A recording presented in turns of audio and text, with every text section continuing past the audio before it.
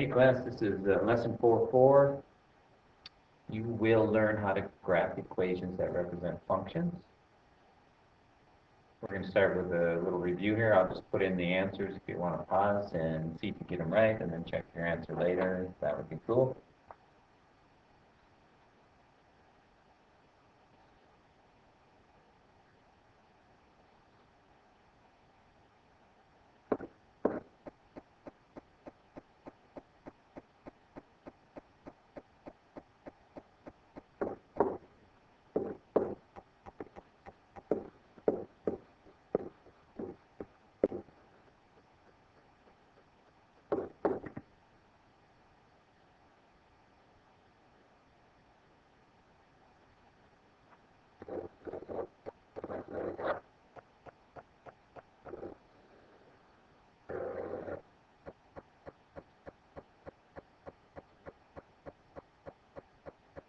Okay, we're going to learn how to graph a function rule. So the rule is y equals negative 1/2 x plus 2. And in order to graph it, we need two ordered pairs. And if it's just a rule in general like this, it's a continuous function. So there's an infinite number of solutions, and the domain, the possible inputs, are all real numbers. And that's why you see an arrow at the end here. So the inputs keep going. So one thing I want to do is try and pick values that I can use as inputs that work out pretty good. And I'm thinking, since we're multiplying by negative 1/2, I'm going to use even numbers.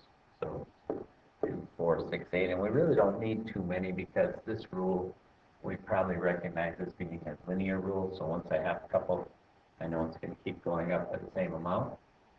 So if I take negative 1/2 times 0 plus 2, I get 2.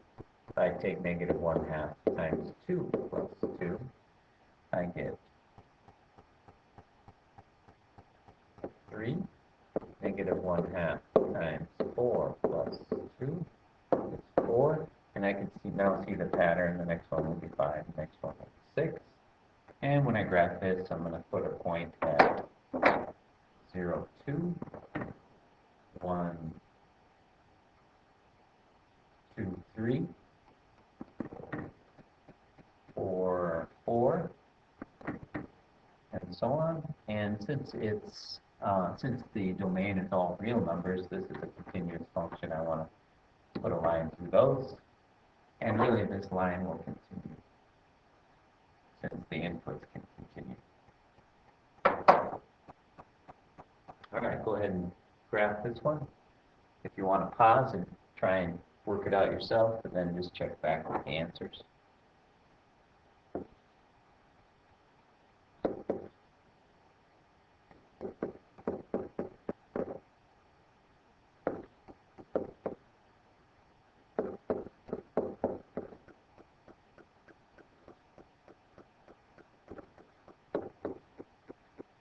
I changed the inputs here so that they'd work out better. Those are my inputs. Those are my outputs. And these are the ordered pairs that they create of input-output pairs. And if I graph that, I get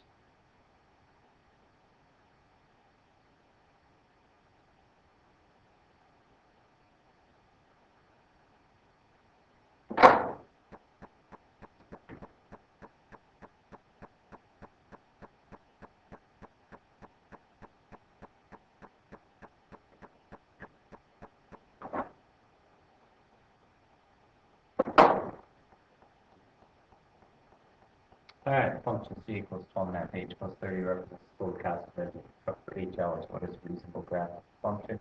Given that the daily limit is 12 hours. So my domain really is from 0 to 12 hours for one day.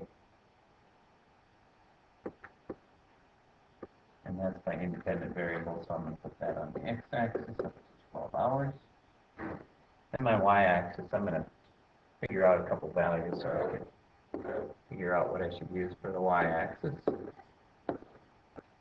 0 would cost 30, because 12.5 times 0 plus 30 is 30. 1 hour would cost 42.50 because 12 and a half times 1 plus 30 equals 42.50, and I'm going to skip all the way down to 12 hours worth, and 12 hours worth, 12 and a half times 12 plus 30 is equal to 180. So that helps me find my scale or my y-axis, which is my cost. I'm going to go, I need to get up past 180 in these 12 hours, so I'm going to go by 20.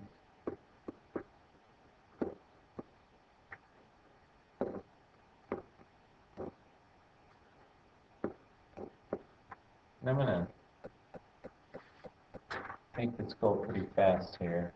I know that at 0 hours it's $30, and I know at 12 hours it's $180, and I know it goes up by the same amount every hour, so I'm just going to draw a straight line between the 2 points, and I know that every other hour is going to be on that line.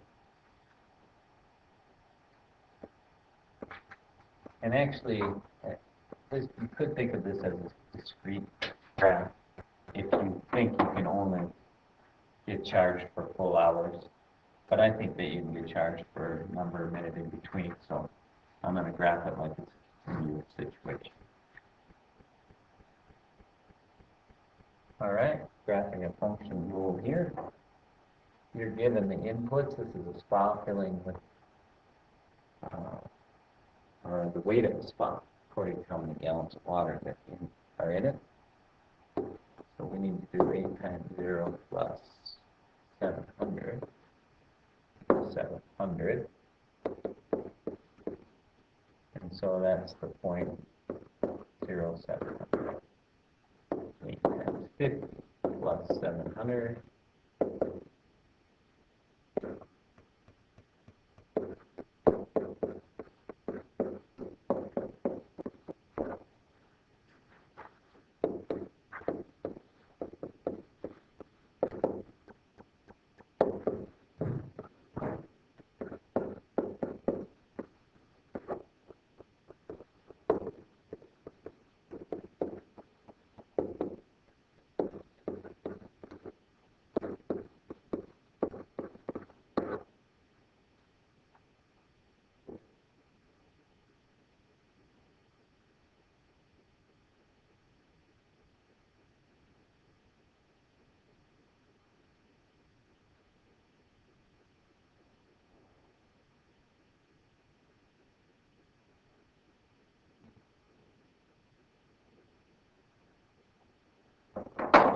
And since the pool can have any number of gallons, and really any real number of gallons between 0 and however many it holds, I'm going to connect those dots and consider this a continuous graph. All right. Continuous graph is a graph that is unbroken.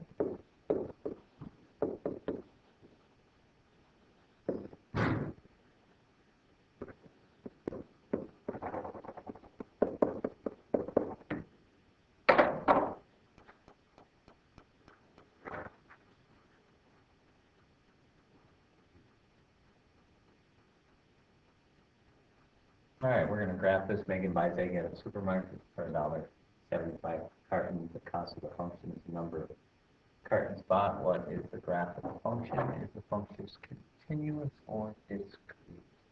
I'm going to tell you right now it's discrete because you need to buy whole numbers of cartons. So let's get a few values here. So this is number of cartons X. Cost is Y. 0 cartons, 0 cost. 1 carton, $1.75. 2 cartons, $3.50. 3 cartons, $5.25. So on. I'm going to do up to 10 cartons, and 10 cartons would be 1750. So we're going to graph that. Got it, 0, 0. And I'm going to skip all the way to 10, make this go a little faster. So 10 is 1750. That's there. And I know that all of my dots will be on a line between those two. So I'm going to use this line to help me find my dots.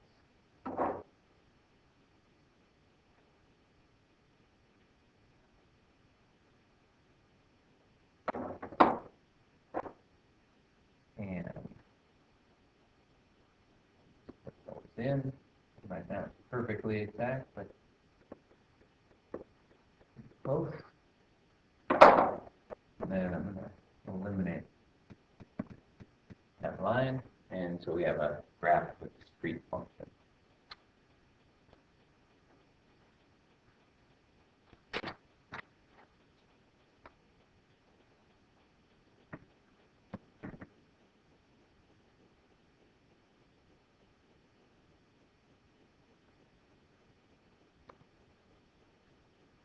All right, graphing a nonlinear function.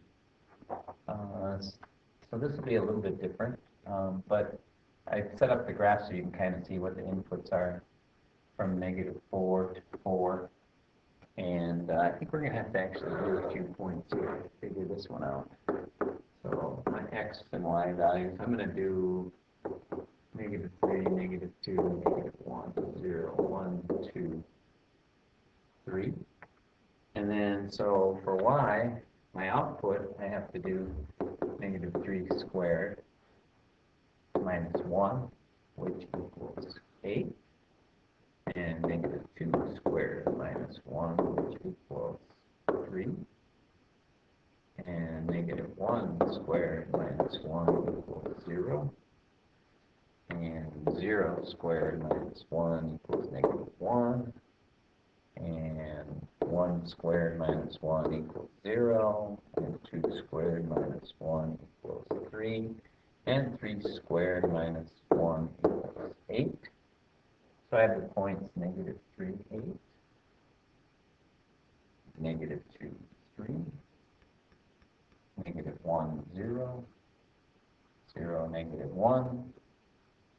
1, 0.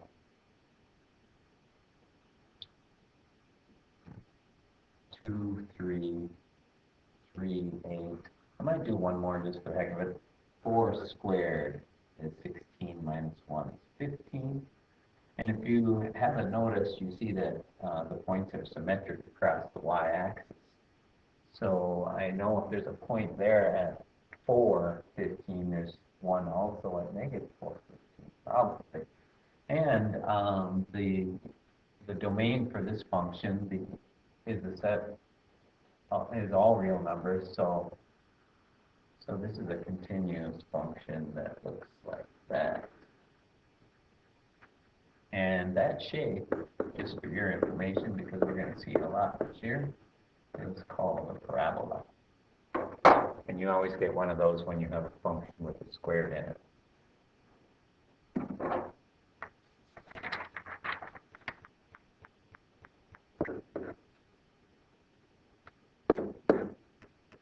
So I'm looking for the point -1, 0. I don't see it here.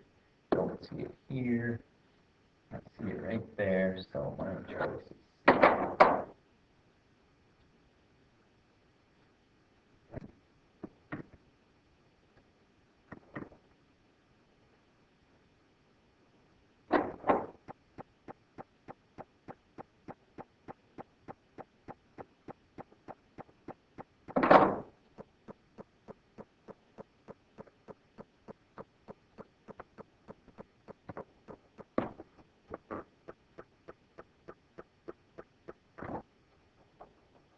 That's the end of the video.